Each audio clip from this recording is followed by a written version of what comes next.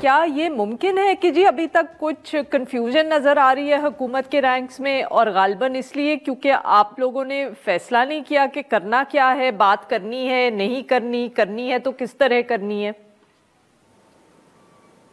देखिए, कंडीशंस में और एजेंडा में बहुत फर्क होता है, जमीन आसमान का फर्क है, इनको कंफ्यूज ना करें। कंडीशंस का मतलब है कि ये हमारी शराइत है, इनको पहले पूरा करें, और ये पीटीआई करती रही है। पहले कोई 7 शराइत थी जिसमें के इमरान खान की रहाई थी, तमाम मुल्जिमों की रहाई थी और बहुत कुछ था। वो सारी चीजें थी, वो कभी फिर 4 हो जाती हैं, कभी 3 हो जाती हैं। तो वो ये थी कि जी ये हमारे कंडीशंस हैं बात करने पे, जो कि ऑब्वियसली हुकूमत ने बिल्कुल रिजेक्ट की थी, क्योंकि बातचीत कंडीशंस के साथ नहीं होती। इन्होंने साथ-साथ कंडीशंस बातचीत करेंगे कि नहीं करेंगे? अगर बगैर किसी कंडीशंस के ये किसी भी एजेंडे पे बात करना चाहते हैं, प्राइम मिनिस्टर ने on the floor of the house कहा हुआ है कि हम हर टॉपिक के ऊपर बात करने के लिए तैयार हैं, क्योंकि हम एक मैच्योर जमात है। हम समझते हैं कि बातचीत से ही मामला आगे बढ़ते हैं। तो बातचीत का दरवाजा हुकूमत ने कभी भी बंद नहीं किया। मैं ये कह रही हूँ और तमाम लोग भी यही कह रहे हैं, there is no confusion, it's a very clear cut statement कि without any conditions, without any pre conditions, किसी भी एजेंडे के ऊपर हुकूमत बात करने के लिए बिल्कुल तैयार है। बात करने को तैयार है। जी, उनको हम ऑब्वियसली अब देखेंगे। कल ही इन्होंने ये बात की, कल ही इन्होंने कहा, मेरा ख्याल उमर अयूब ने पहले कहा कोई इंसान हो, कोई फरिश्ता हो। क्लियर कट बात तो ये नहीं करते ना, क्लियर कट बात करें कि हम हुकूमत से बातचीत करने को तैयार हैं, ये हमारी टीम है, ये हमारी कमेटी है, और इसके साथ हम आए बैठे टीओआरस तैयार करें। तो हुकूमत भी बिल्कुल उस चीज के ऊपर तैयार है। बिल्कुल ठीक। फैसल साहब, ये भी कहा जा रहा है सर कि क्योंकि अब जनरल फैज हमीद की कोर्ट मार्शल की इत्तला आ गई है, तो Pakistan Tehreek Insaf is feeling the heat. Sir, आपको दबाव महसूस हो रहा है, तो इसलिए आप फौरन अब बात करने को तैयार हो गए हैं। खौफ है पार्टी को, क्योंकि बार बार ये इशारे दिए जा रहे हैं सर कि उनका मिलिट्री ट्रायल अगर होगा तो फिर वो इमरान खान साहब तक बात जाएगी। देखिए, पहली बात तो ये है कि पीटीआई की तो हीट जो है वो 2-2.5 साल से हीट में ही है। वो तो ब्लंट फेस कर रही है। सबसे पहले ये कहा गया सोशल मीडिया की पार्टी है, 3-4 ही बातों के ऊपर जो है वो पूरी स्ट्रेटजी थी ना इनको लाने वालों की, कि इमरान खान को जेल में डालेंगे, 2 हफ्ते से ज़्यादा वो जेल में नहीं काट सकेंगे तो फिर डील हो जाएगी, वो भाग जाएंगे। पार्टी को जो है रैंक एंड फाइल को जो कैडर है वो तोड़ा गया, उसको मारा गया, उठा के बंदे जो है वो राइट लेफ्ट फेंक दिए गए, जो मेन कार्डर है वो टूट गया। फिर क्या गया कि इलेक्शन से पहले जो है हम इनकी निशान ले लेंगे तो ये इलेक्शन हार जाएंगे।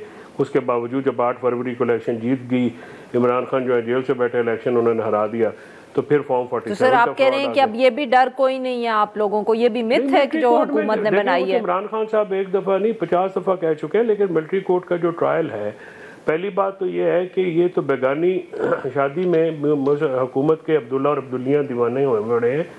मिलिट्री कोर्ट का जो सिविलियन का ट्रायल है, that is not a joke, specially the former prime minister का।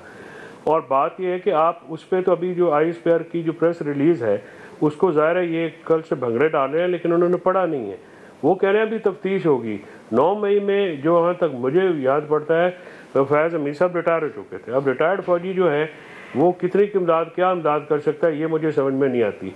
फिर उसके बाद ये कहा गया कि जी फैज़ हमीद साहब का क्योंकि कोर्ट मार्शल होना है, लिहाजा पीटीआई जो इमरान खान कॉलें दे रहे हैं। इसका ये मतलब है कि इनकी अपनी जो होम डिपार्टमेंट है, जेल की सिक्योरिटी है, या वहाँ पे जो बंदे इन्होंने लगाए हैं, पहले बंदे उठाए हैं फिर बंदे लगाए हैं, तो क्या ये वो कॉम्प्रोमाइज है? मतलब उनको कौन बता रहा है वहाँ पे? फिर ये तो फिर इस हुकूमत की नाअहली है कि अगर इंफॉर्मेशन वहाँ पे, तो इमरान खान को 1 महीने 3 हफ्ते के लिए सॉलिटरी में डाला गया। आपको पता होगा कि मैंने उस पर काफ़ी ज़्यादा शोर डाला जाके, जब मेरी पिटीशन पे हम लोग मिलने गए। इन्होंने उनको जो है वो बेसिक फैसिलिटीज़ भी ले ली। फिर उसके बाद ये अभी 24 के बाद जब कॉल दी तो 21 के बाद फिर इन्होंने मुलाकात जो है बंद कर दी। वो जाके हमारी मुलाकात हुई उनके पास 2 तारीख को। तो ये सारी जो इन्फॉर्मेशन है उनको कौन देता है, किस तरह से? ये तो एक ऐसी इसकी को बेसिक्स जो है ना, अगर आप उस पर गौर करें तो सर अगर आप इजाजत दें, वक्त जरा कम है, तो मैं शजरे साहिबा से पूछ लूं। जी शजरे साहिबा, ये क्यों बार बार आपके कुछ जो वुज़रा हैं ये कह रहे हैं कि फैज हमीद साहब का ट्रायल होगा तो इमरान खान साहब भी उसमें फंसेंगे? देखिए, पहली बात तो ये है कि इनको अभी तक यही नहीं पता कि कौन सा ग्रुप क्या कह रहा है, अलीमा ग्रुप क्या कह रहा है, बुशरा ग्रुप क्या कह रहा है, गंडापुर ग्रुप क्या कह रहा है। इनके अपनी जो मामलात है ना, उस पर बड़ा कंफ्यूजन है और इन्होंने बारहा हमले करके देख लिए। जिस वक्त इन्होंने देखा है कि ना तो हमलों से कुछ हो रहा है और बार बार इनकी क्यादत भाग रही है, मैं तो फैज हमीद साहब के कोर्ट मार्शल की बात कर रही थी। तो अब फाइनली जब ये आखिरी कील इनको लगा फैज हमीद साहब का और ये कह रहे हैं कि वो तो यानी कि ये आखिरी कील है शजरे साहिबा? शजरे साहिबा, ये फिर आखिरी कील है आपके मुताबिक? जो चार्जशीट ऑलरेडी हो चुका है उसके अंदर भी लिखा हुआ है कि ड्यूरिंग हिज सर्विस उन्होंने सियासी मुदाखलत की। उस वक्त कौन था जो उनको सियासी मुदाखलत के लिए बार बार इनविटेशन देता था और ऑन रिकॉर्ड कह चुके हैं कि मेरी तो असेंबली चलाते ही वो थे और मेरा तो कोरम ही वो पूरा करते थे, मेरे बिल्स ही वो पास कराते थे। नंबर 1। नंबर 2 ये कि 9 मई में जिस तरीके से एक ऑर्गेनाइज तरीके से पूरे मुल्क की मुख्तलिफ तंसीबात के ऊपर एक ही वक्त में हमले हुए, उसके पीछे आखिर कोई ना कोई तो हाथ ऐसा था जिसको ये नॉलेज थी कि एक ही वक्त में मुख्तलिफ जगह जिनका कि आम आदमी को पता भी नहीं होता वहां पे किस तरीके से हमले करने हैं। सो वो कनेक्शन तो डेफिनेटली है और उसकी हीट ये महसूस भी कर रहे हैं।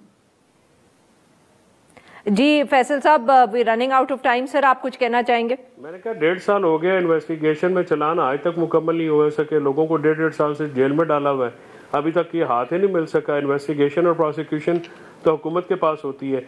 अब पिंडी में जैसे 14 केस हैं, 13 केसेस में चलान नहीं आया, लाहौर में चलान नहीं आया, फैसलाबाद में नहीं आया और ये कहते हैं कि अदालत के सामने मामला, अदालत नहीं फैसला देती ये। और फिर आराम से ये एक सिस्टमेटिकली इदारे और अवाम के दरमियान खलीज बढ़ाई जा रही है क्योंकि ये क्योस के बेनिफिशरी ये लोग हैं।